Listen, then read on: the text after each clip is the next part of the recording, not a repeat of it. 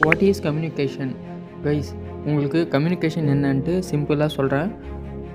உங்கள் ஃப்ரெண்டு ஒருத்தர் இருக்கார், அவர்கிட்ட வந்து ஒரு தகவலை நீங்கள் வந்து சொல்லணும். அந்த தகவலை வந்து உங்கள் ஃப்ரெண்டுக்கிட்ட சொல்லி புரிய வைக்கணும். அதுக்கு பேர் தான் கம்யூனிகேஷன்ட்டு சொல்லுவோம். கம்யூனிகேஷன்லேயே வந்து 3 வகையான கம்யூனிகேஷன் இருக்குது.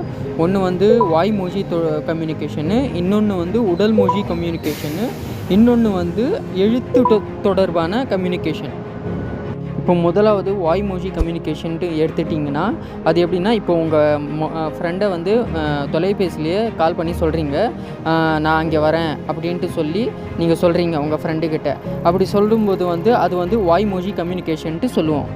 இப்போ ரெண்டாவது எடுத்துட்டிங்கன்னா உடல் மொழி கம்யூனிகேஷன். இப்போது உங்கள் ஃப்ரெண்டு வந்து ஒரு இடத்துல வந்துட்டார், அந்த இடத்துல நீங்களும் போயிட்டு கொஞ்சம் தூரமாக உங்கள் ஃப்ரெண்டை பார்த்துட்டு என்ன பண்ணுறீங்கனாக்கா, சத்தம் போட்டு சொல்ல முடியாது. அதனால நீங்கள் வந்து கையசைச்சு சொல்கிறீங்க, நீங்கள் அங்கேயே இருங்க, நான் வரேன் அப்படின்ட்டு சொல்லி.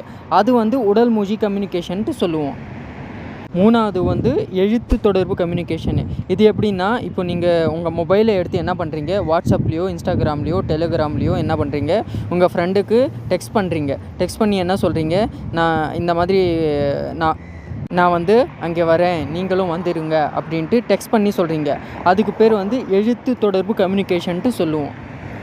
கம்யூனிகேஷன் வந்து மற்றவங்களை புரிந்து கொள்ள அது வந்து உதவுது. அடுத்தது வந்து தவறான புரிதலை வந்து நம்ம வந்து தவிர்க்கப்படுறோம். அடுத்தது வந்து ஒரு நல்ல உறவு வந்து நம்மளுக்கு கிடைக்கும்.